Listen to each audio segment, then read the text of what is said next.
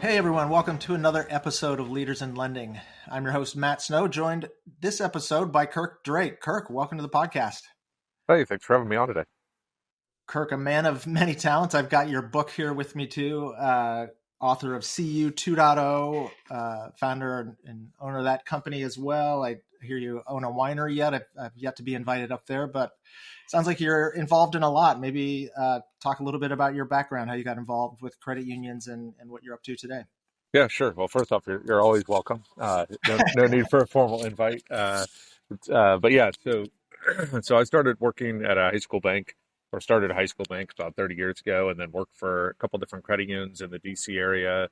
Somewhere along the line, spent a short stint at Fiserv, where it took I think 9 people to approve a $3 stapler, and I decided that was not my that was not going to be my place of residence for long, and then went kind of back on the credit union side for 5-6 years before starting a couple different QSOs, ongoing operations, CU Wallet, and then maybe 7-8 years ago, really kind of got passionate around how do I really help early stage entrepreneurs that are trying to break into credit unions and help credit unions who are trying to really devise a strategy to compete with and partner with fintechs in a more meaningful way.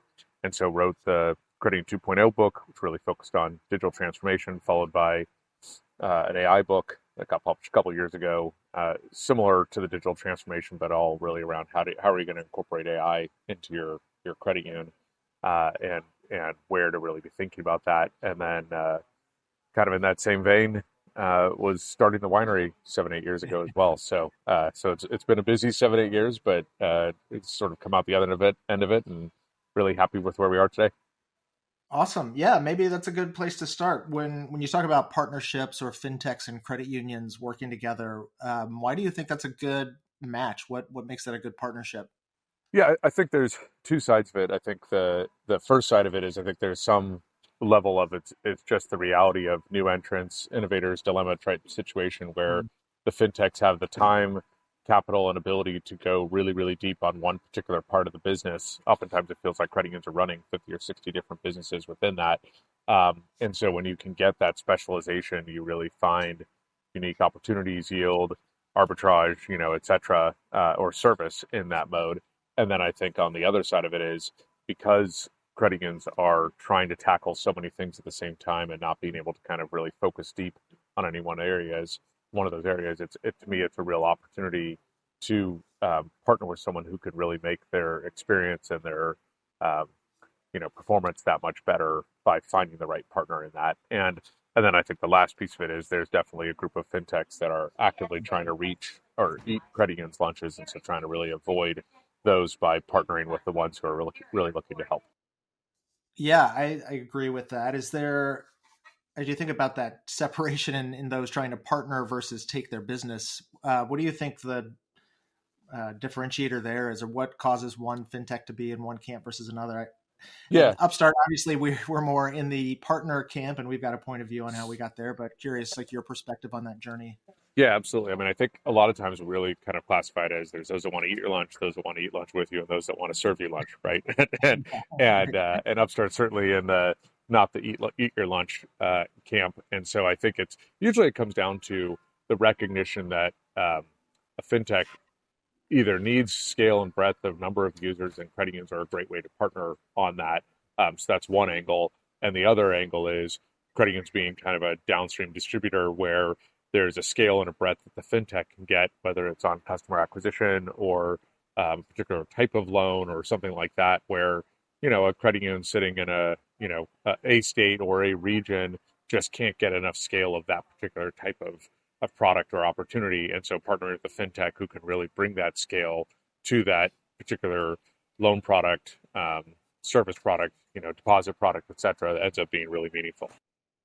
Yeah, I think that makes sense. I think the other thing that's interesting to me is thinking about, just as you mentioned, the distribution. So physical versus digital channels. I've been in banking and financial services a long time as well, and was always surprised at the number of people like using the branch, still engaged, and use those as a touch point into financial services. Like, is that do you think that's like accelerating downward? Will that always be a part of the equation, like that Yeah. human interaction, or how do you view the trend of that in the near future? Yeah, I mean, I think we have some stats that show something like 70% of consumers are going to Google to find a loan in the first place, right? And so Yeah. if you think about 8,000 banks and credit unions competing for that particular keyword or that particular type of loan, it's a pretty, it's pretty expensive to try and, target that versus a fintech that can really own a digital channel and digital experience and put themselves either in the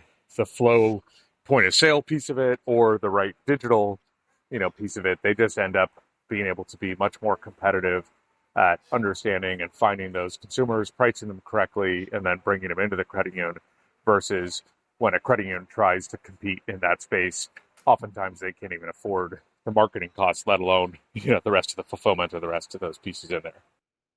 Yeah, very true. And it's funny you mentioned like the 8,000. I mean, that seems like a huge number and is, but is even low considering where it was 10, 15 years ago. Sure. Yeah. Do you see like the number of institutions still kind of merging, or I hesitate Yeah. to like put in the current context of what we're at the end of Okay. April here talking, and who knows with the state of regulation and the government and kind of what the Yeah, next it's few been years. a pretty steady, consolidation over the last 10 years, or last 20 years, really, since I started working in credit unions. And, it's not like they're going out of business, they're just merging and becoming healthier and having more scale. But I think it also brings up the kind of key piece of, just as much as those distribution channels are hyper competitive, for people that aren't playing on a national level, your consumers are being and your members are being targeted on a national level. So you can be in, middle of nowhere America, and that consumer, because of the internet and because of digital accessibility, it used to be you competed with the bank down the street and maybe a national bank who had some smart, physical mail strategies or something like that. But now you're competing against everybody who has a digital footprint in that, and that really shifts that cycle so that the credit union isn't just competing locally; they're competing regionally, nationally, and in a boutique setting, and that really shifts the balance to entities that can understand and capture that on a much broader basis and put it directly in front of the consumer. Yeah, that's so true. I hadn't really thought of that, competing on all of those levels now, and how hard that would be. And kind of back to the idea of partnering with credit unions again, like for us at Upstart, I think we did not want to get in the business of trying to unseat banks and credit unions who've been building their brands in the community for hundreds of years and focus on the technology side, which we're good at. But it did get me thinking, especially after a conversation with Kurt Lin recently, who founded and runs Pinwheel, about, again, like companies focusing on what they're good at or what differentiates them, and kind of building on what you said with banks and credit unions partnering with fintechs. Like credit unions have developed a good relationship or specialty around certain member groups or select employer groups. So there's some tighter reason behind their existence other than just financial services. And typically those were geography or employer based. Like, do you see that changing today? I started to do a little thought exercise. Like, what would be the community today? Like, is it a YouTube influencer? Imagine I'm gonna Yeah.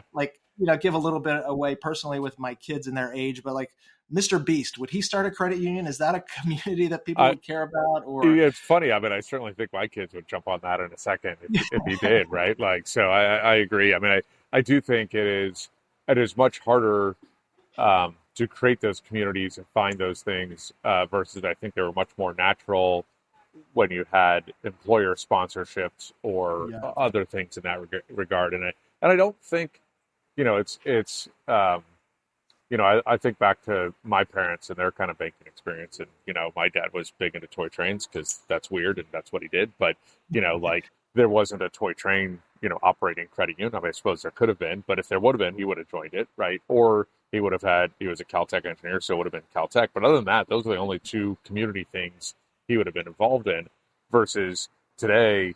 I probably have 20 or 30 different groups that I'm involved with. And so I think it really has shifted in the complexity of the modern consumer where, we travel a lot more. We We network a lot more. We read a lot more. We're exposed to a lot more nuance. I mean, I even think back to when I went to high school in Southern Oregon with this community bank that we started the bank branch with. And, at that point in time, whatever was happening in a major U.S. city that was tech driven and, front end, leading edge of type of things, it would show up in Southern Oregon about 10 to 15 years later, right? And that time frame took really a long time for a major national trend to get down to the local, small town America kind of thing. Going to DC for 25 years, coming back to Southern Oregon, that gap of when Uber hit in DC versus when Uber hit in Southern Oregon was about 3 years, right? And so there's just a pace of change and a pace of assimilation of this stuff that just occurs way faster now than it ever did before. And I think that makes it even tougher to find those pockets of community, in that. Yeah, definitely. And so I continued that thought exercise a bit, maybe into something a little more reasonable, but still newer, and thinking about like crypto or Bitcoin. And there were some credit unions I found, like United Financial Credit Union or We Street, that talk about those services. Like, do you see any credit unions latching on to, again, like communities, or, why do people go into banks and credit unions? I think it's to find that advice, or to find someone who knows something about a complex instrument or system that they don't understand. Like, is that, are credit unions getting in the crypto space or something similar? Or like, where do you see it? Yeah, there's definitely a handful that are trying to play in that space, but I think they're definitely challenged to figure out exactly how to bring that to market. And again, how do you take what is an international, product tool and financial medium, and create value at the local level with crypto when it's still not mostly accepted? It's not like you can go into your neighborhood winery and use crypto. And so there's still those types of friction points, but I think that is the thing that would drive crypto to the next level from an adoption from a consumer perspective. If that local small town had use cases, then you bring a whole bunch more people into it, right? Even think about like Amazon. It took Amazon 20 years to get 2-day shipping all the way down to that local level. It wasn't something that happened overnight, and so I think, when we think about these various trends, I do think you're bringing up a great point, which is I don't think a lot of credit unions think about what is the modern community for younger members today and how do we tap into that, right? I think they tend to think of it very much the way it was, and whether it's those family values or whatever it was in the 50s, 60s, 70s, and that has shifted pretty substantially generationally. And I don't even know that I can tell you amongst my friends where that sense of community and tie-in would be if I were to take, my 10 friends in Southern Oregon. The community is because of that friend group, but it isn't because we have a shared religious affiliation. It's not because we have a shared interest in toy trains. It's not because we have a shared interest, and it's almost much more life stage community than it is, communal interest in music or something like that. And I think that's just a really big shift in how the world operates today. Yeah, I think you're right. And I think it also shows up in where people are getting that financial advice. They're turning to TikTok or YouTube, or get complete strangers with no Right. seeming maybe credentials, but other than their follower size, to get that insight where maybe you would have from your colleagues or those that shared your interest, Yeah. because those people were around you, and that's as far and as fast as information could travel then. Sure. And the reality is, who am I going to trust? Am I going to Google a complex, thing about how to do a derivative or, an interest rate swap, or am I going to ask my dad, right? Like, it's, it's, yes, he could probably tell me the theory behind it, but I guarantee the online education that I can find in 18 seconds or a Reddit article is going to be far stronger and far more credible at the end of the day, right? And so it's even that replicates that shift of, I always think about this when I was a kid. When I was 2, my dad had 20 times the knowledge of me, right? And when I was 10, he had 4 times the knowledge of me. And when I was 20, he had 2 times the knowledge of me. And now he has like 1.25, 1.5 times. And as that progression occurs, there's a pretty significant shift of how you think about expertise and where do you go to get sources of truth and how to navigate the world. And I think that's where, the reality is, even that I'm 47, if I go online and want to learn something, I can probably find someone who still knows 20 times more than me.